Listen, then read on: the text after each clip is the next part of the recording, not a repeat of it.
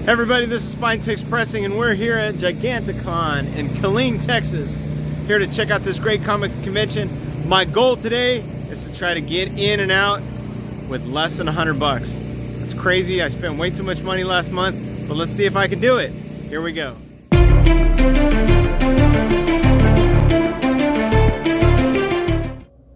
So I'd like to start off by saying that Giganticon, this was the first year that this con has been in effect. And I gotta tell you, this is one of the best ones I've been to this year. I went to the Heroes Con in Dallas. I went to a Comic-Con that was in Austin and that area, and I truly feel that this one was much better than both of them. And it wasn't just the sheer value of it, because I thought the value was great. It was the books. I mean, there were some really big books, and stay tuned further on into this video and you'll see some of them. That saying that says, you know, when you go to these cons, you need to really look for that dealer that might be selling Funko Pops but also has boxes of comics.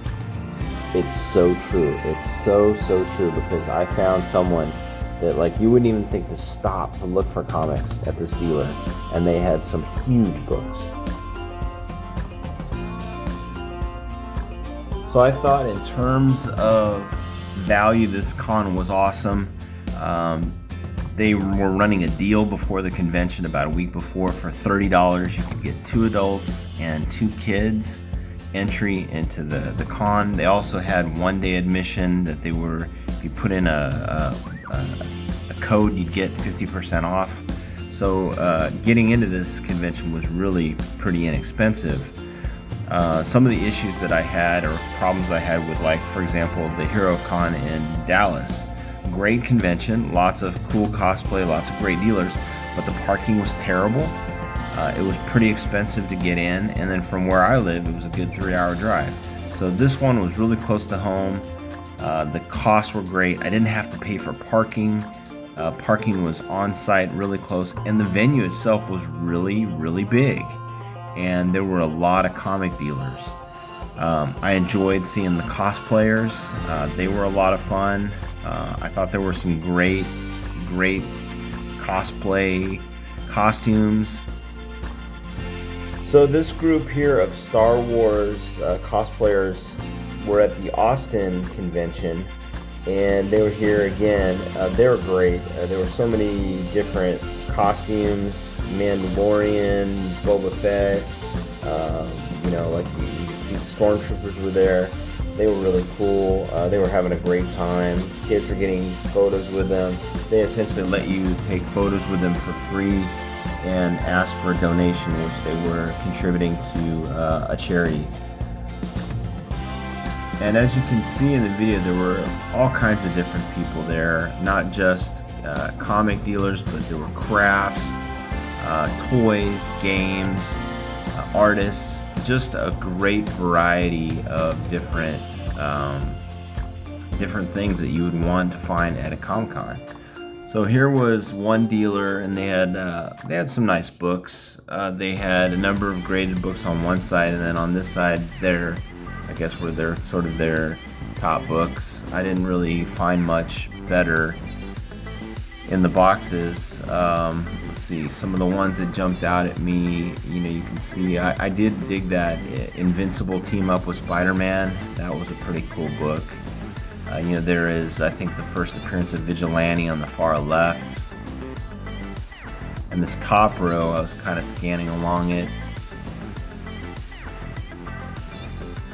I think what caught my eye is I saw what looked like the first appearance of Gambit for a pretty good price, and then as I slid it over, I saw that it was a facsimile copy.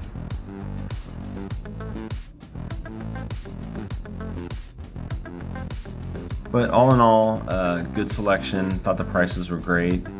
This was one of the dealers that had a really large area right at the entrance. He had a lot of good books. G.I. Joe, the silent issue. There's Peter Porker, Spider-Ham's first appearance. There's that Batman Beyond #1. So as you can see, there's a lot of people, a lot of variety of toys, Funko Pops. There's even someone here that was selling thematic soap, which was kind of cool. They were a great salesman. But here's the spot where I found some real heat. And it didn't look like much at first. I started going through this slab box, found Walking Dead #1. It was a Austin Comic-Con exclusive.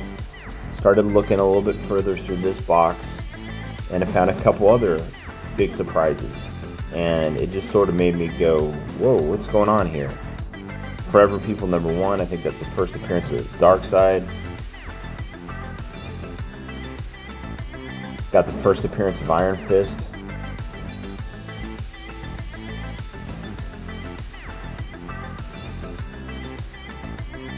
A little further in the back, I think I pulled out a signed Secret Wars issue. It was a little tough to get out, signed by Scotty Young.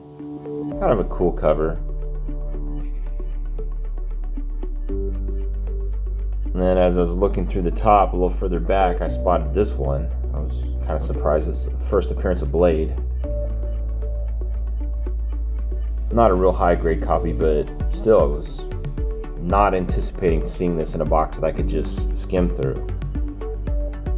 Now over to the left of this box were individual books, but there wasn't anything really exciting in them. And then further left there was this rack. Now this one just blew my mind. You can see giant size X-Men. There's a Wolverine #1. I think it's a 9.8. Here's a Hulk 181. I think it's a very low grade, like a 1.0. But still, I mean, it was right there where you could just pick it up, check it out. Pretty cool.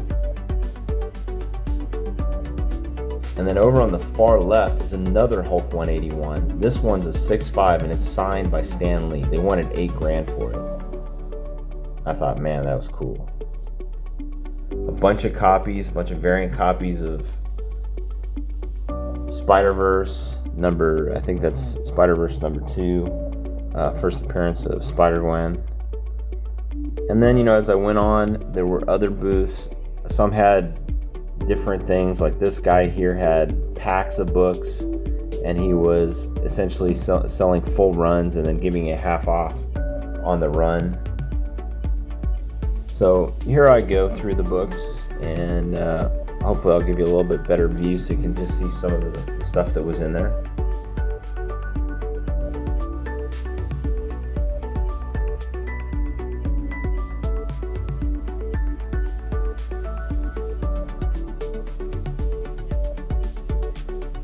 So you can see here around the perimeter of the convention were the artist tables and the personalities, the actors. As I move down this aisle, you can see some artist tables to the left. Beautiful artwork, really great stuff, great prices. There were artists to the right and to the left that were willing to do commission work for you right there on the spot. Some tables focused on toys. Here's one coming up on the left. Just tons of action figures, Godzilla themed toys, swords. Just a great assortment of items to purchase.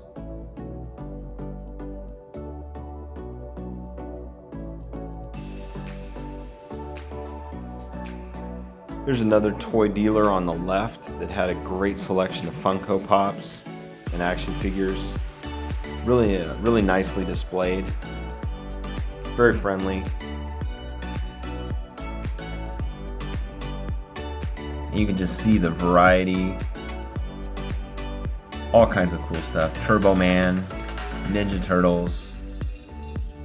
Just about anything you can imagine or look for was here.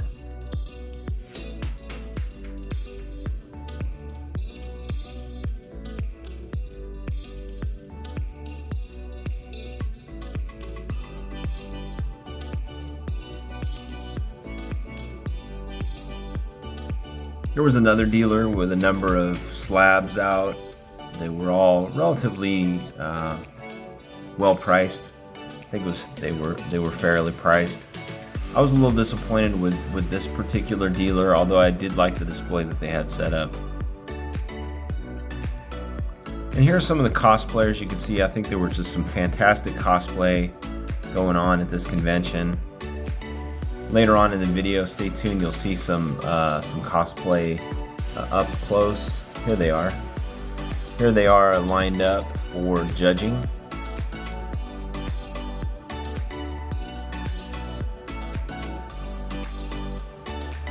Check out this Predator at the end.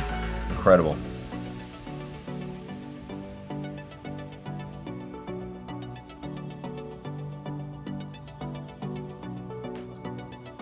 So here's one of the conference rooms that they used for the guest speakers for their different little discussions. Not a lot of people sitting in on this one, but the venue itself was great. Great size. Here's another aisle, and you can see just lines and lines of Funko Pop. Great artwork, wall art.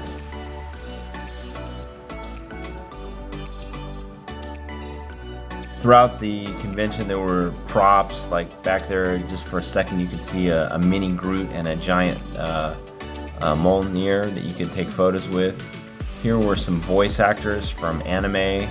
And as you come around the back, there were actors. The headliner for this show was, I guess you would say, the Starship Troopers, Casper Van Dien and Gary Busey's son, I think Jake Busey, were both there. There's a giant Godzilla just walking through there, sort of fake fighting with a Predator.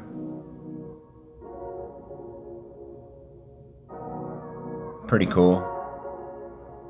Just a lot of fun, a lot to do, a lot of fun. Here was another book where I thought, or another booth that had quite a bit of heat, and turned out as I was looking through this, I know these people. They were connected to my LCS. Had some great books. You can see up there, I think that's Brave and the Bold, First Appearance of the Justice League, First Venom. And then going through this box, I was just like, I was kind of blown away with some of the books that I pulled out here. This right now, I think, will be a sort of a run of Amazing Spider-Man, all issues that were in really nice shape, and they were, I think, like issues like 78 through 99.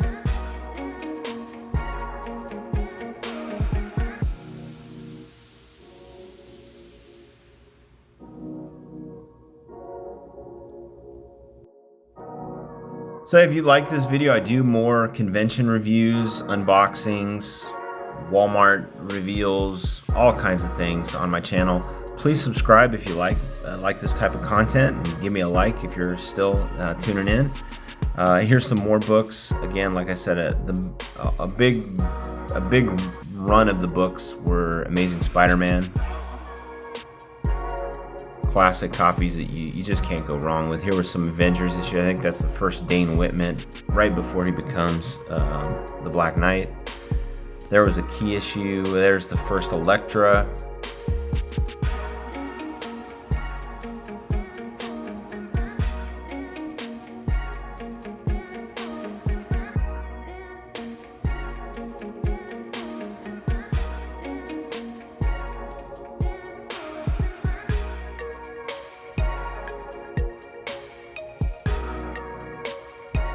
And these in the middle weren't too impressive, but as I got further to the back of this box, I was surprised by what I found. First Ghost Spider, I guess, their first Spider-Gwen.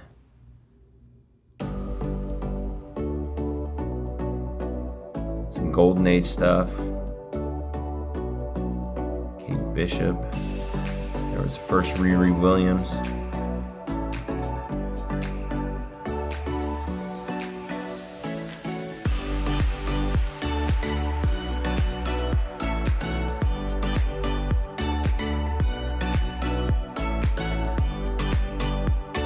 Go. Secret Wars number 8. First Appearance of the Black Suit.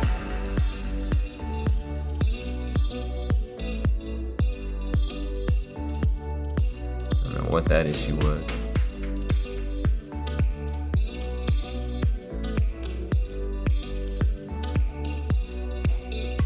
Variant covers of Shuri. Again, another Golden Age pre-code horror book. Spawn. There's that Batman homage of Spawn. McFarlane did. Coyote number 13. This one caught my interest. Put this one aside.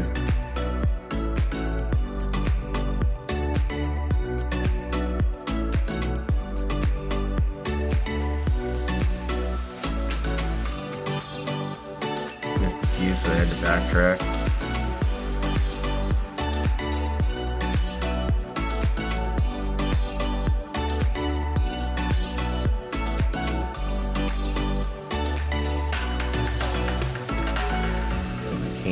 Scotty Young cover. Strange Academy number 1. Young Avengers number 1. Early issue Star Wars. Spider-Woman number 1. Darth Vader number 1.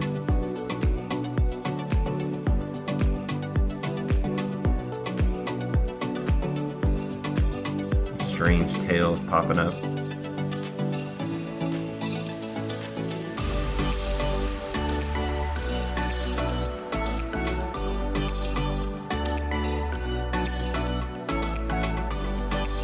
There's Werewolf by Night's second appearance of of Moon Knight.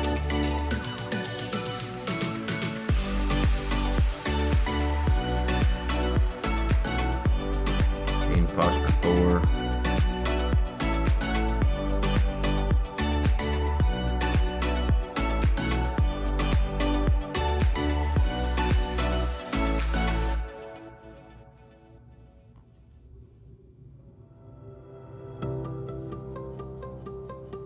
Some more ASM. I think that was the first cover appearance of Venom. First Puma.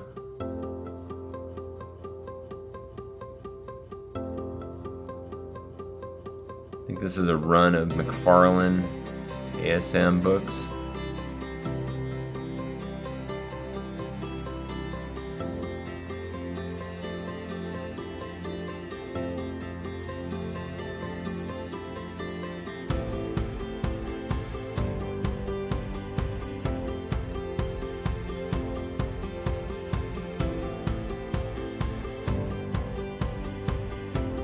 That Coyote 13 is the first cover ever done by Todd McFarlane.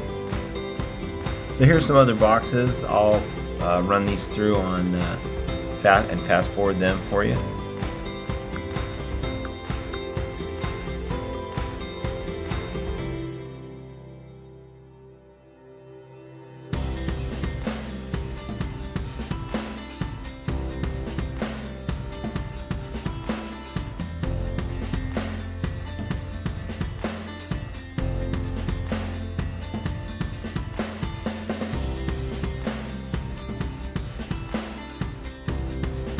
So stay tuned to the very end. In a little bit, I've got a hidden hole-in-the-wall gem dealer that I found who was selling Legos, and he had some serious heat in one of his boxes that I go through. So stay tuned to check that out. And then I'm also going to reveal my pickups from this convention. My goal was to stay under $100. I wish my goal was higher. I wish I hadn't spent as much money as I did last month, but because there was just some great books. You can see there, first Hobgoblin with the tattoos. And then in this box, just things as you get further back just get more and more interesting. Here's Man-Thing, first appearance of Howard the Duck. He had 3 copies of him. Some classic Spider-Man issues. Nothing that were key issues jumped out at me, but they were in relatively good condition. Some were, a little bit higher than mid-grade.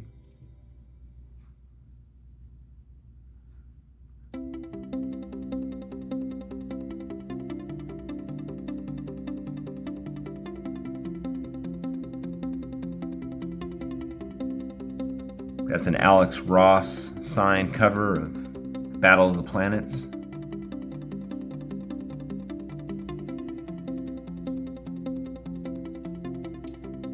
Here was, I think, the first Frank Miller on Daredevil. It was a high-grade copy.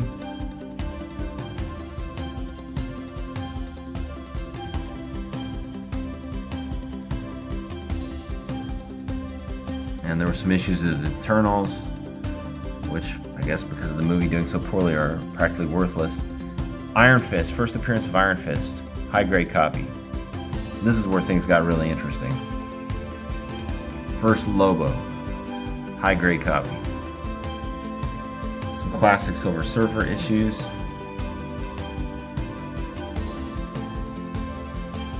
First Shang-Chi, high-grade copy of it. Another Tomb of Dracula, that may be First Blade. Usagi Yojimbo, number 1. There were 1, 2, 3 copies of that one. And I'll tell you what, always check an end of the box. Here are the X-Men. There's the first Gambit. It's a newsstand copy. It was a high grade. And you'd think, oh, here's the end of the box. We're at the X-Men. But I'm telling you, you've always got to check all the way to the very end of the box because you never know what you're going to find. And take a look at what's at the end of this box. You will not believe it.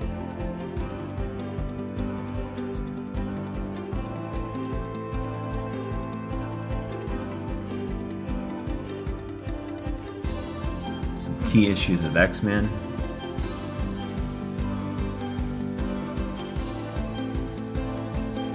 And here it comes, Werewolf by Night, number 1.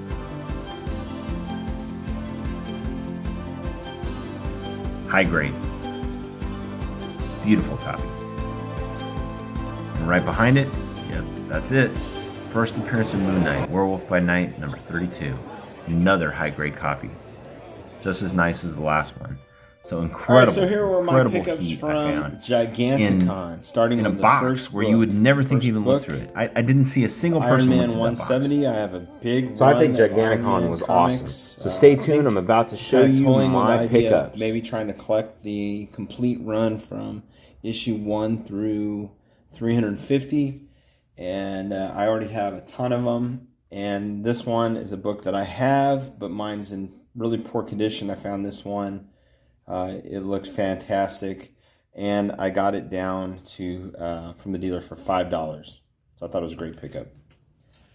Here's another book I've been wanting to pick up, Strange Academy number 1. This one was a second printing, Humberto Ramos cover. It was priced at $12. I was able to get it for $10. Next book is Web of Spider-Man number 36. I thought it was in great shape. Has a little bit of dirtiness right in this area. I think it cleaned up great. This, I think, is the first appearance of Tombstone and maybe like a newer tarantula character. Not sure. $24 was the listing price. I got it for $20.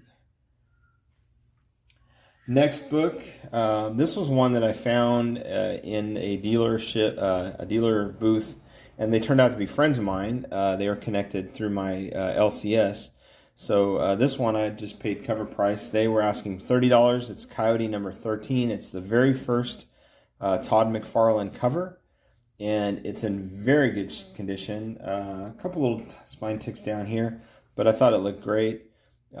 Beautiful cover. I think I can clean this one up. And we'll send it in and see what we get. But I paid $30 for it. And the very last book that I picked up, found this one. It is Marvel Spotlight number 6. First appearance of Star-Lord in a smaller comic book form, I believe.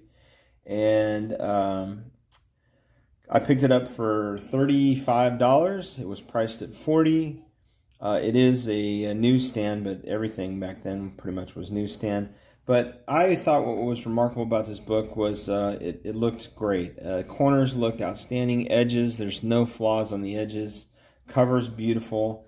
Probably just needs to be cleaned up a little bit. And I saw nothing on the spine. No spine ticks. The spine looks flawless. So it's a real strong candidate. I don't know if it's a 9.8 candidate, but you never know. It might be. So those were my pickups. I hope you liked this video. I hope you liked this review of Giganticon. I really recommend that if you have a chance to go to it next year, do it. And if you haven't subscribed, please hit the like button and check out some of my videos over here on the right. I've got some great content, and feel free to click on it and check out some of my other videos. Hey, thanks for tuning in. I really appreciate it. I hope you enjoyed this show, and happy hunting.